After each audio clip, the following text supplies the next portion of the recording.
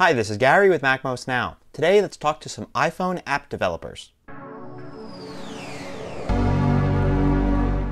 Earlier this week, I had the chance to go to the 360 iDev iPhone App Developers Conference.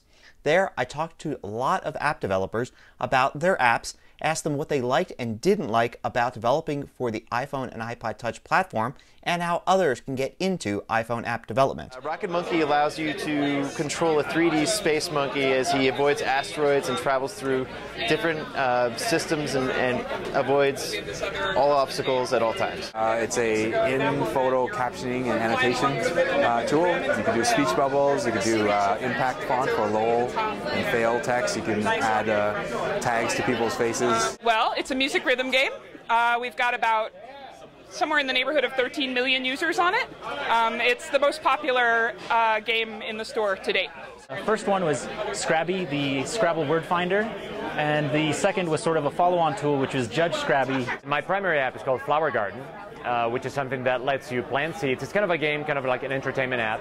Lets you plant seeds, you water them, they grow over time, and they bloom into flowers. You're in charge of boats, but we also have different levels of gameplay, such as submarines and helicopters, and you have to maintain all the different levels at the same time, so it's sort of a new dimension to the genre. Things like sliders and buttons and things pop up on the screen with an audio prompt.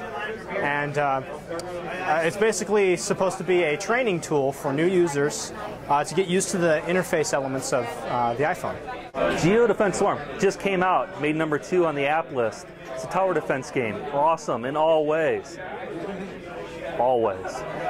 Harbor Master is it would be considered a line drawing game where you're managing traffic in a busy harbor, where you have cargo ships coming into the port and you're taking them to a dock. They unload their cargo and then you have to lead them off the dock. It's a way to learn German on your iPhone. You just pull it out whenever you have extra time. There's 25 lessons you can go through. We post questions and people vote and give answers on the questions, and we use the GPS in the iPhone to correlate their answers to their geographic location, and so we can show colored maps with breakdowns of what certain people voted on certain questions. Users can comment on them, rate other users' comments. Our biggest game's Bounced On. It got up to #9 in the App Store. It's a platformer game like Mario. How long did it take to develop? Scrabby took about 2 weeks. It took about 3 weeks to develop, from beginning to finish. You know, a couple months worth of development. That was my first real app on the iPhone. It took me 6 months to do. That one has actually been in develop for a few months, sort of in the background of the other projects we've been working on. About 2 months. About 4 months, weekends, evenings, that kind of thing. We developed the first release in 2 months. Say about a month. All in all, it's been over a year in development. It took about 6 weeks to do the first world, and we've done updates every month and a half or so, adding additional worlds. So how big is your team? What's your team like? So we've got 5, and then we have some other people that are working with us, contractors. It's 2 people, myself and my brother, Ken Cito. Yeah, it's just the 2 of us. I do most of the back end and the Objective-C programming, and he does the user experience and the graphics. I've got about 6 engineers working with me on the client, and then about 2 folks working on our server side. My team is a team of 1, with some help from a friend every now and then. Just me, and I contracted out a little bit of graphic design to a friend of mine. Our team is now up to 7 people. It was me and one of my friends in college. With GeoDefense, it was just me, and then with GeoDefense Swarm, I had one other person help me out a little bit on the levels. Just the 2 of us, and we have 2 contractors that we work with for the art. And she wrote all the lessons and I did all the development. We have a graphic designer, a guy that does a lot of back-end coding. I do iPhone development, and Corey does iPhone coding too.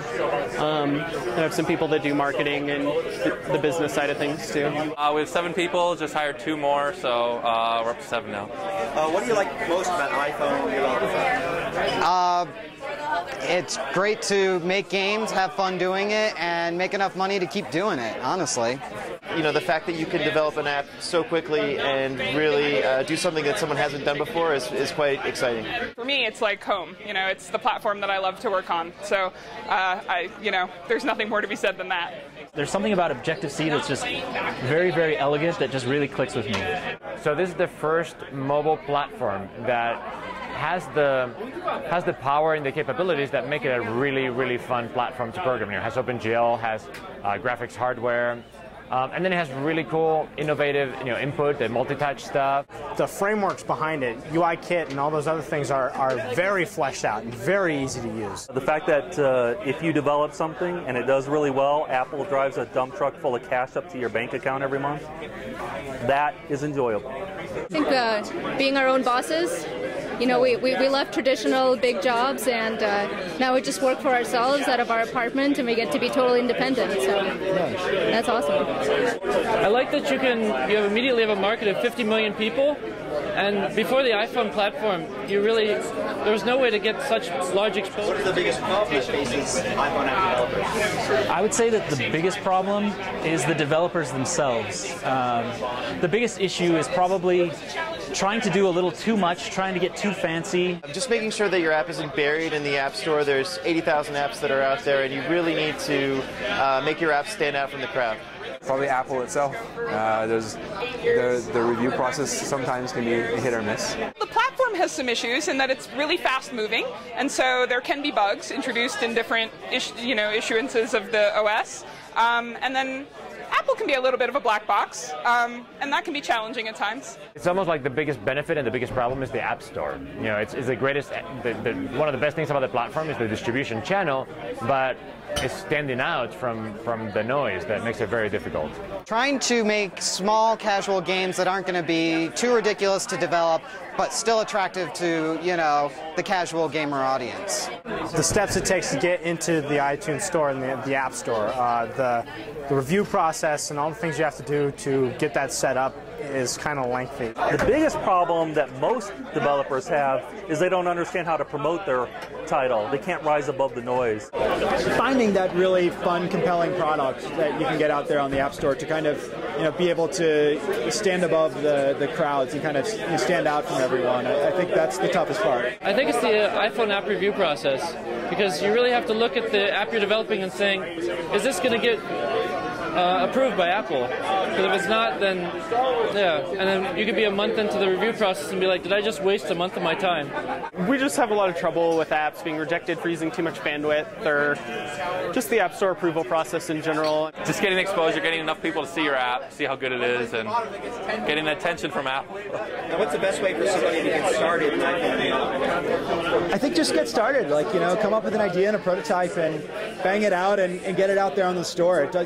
I would suggest not spending months and months and months developing something and getting it out there. I would focus on short, really, focusing on the gameplay and the core of the actual game and getting little prototypes done and just polish them up and get them out there. Meet up with other developers. There are groups almost in every city across the country. You just download the SDK. I mean, if you have macOS 10, the developer tools are free, and you can just sort of get started with online tutorials and things that are freely available to you.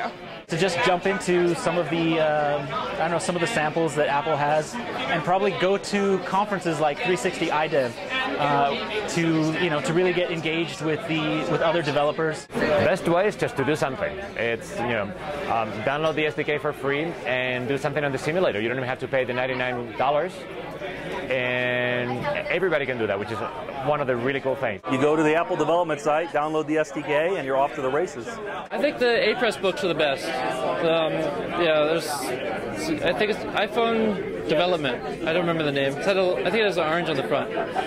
Look at the sample code on Apple's website. It's really the best way to get started. It was how I got started. Online tutorials are good. It depends if you want to go art or programming. If you want to do a programmer, just make games, make small games, make Tetris, make Pac-Man, make whatever you like. Just build up. Just keep making games. If you're artists, just keep making art.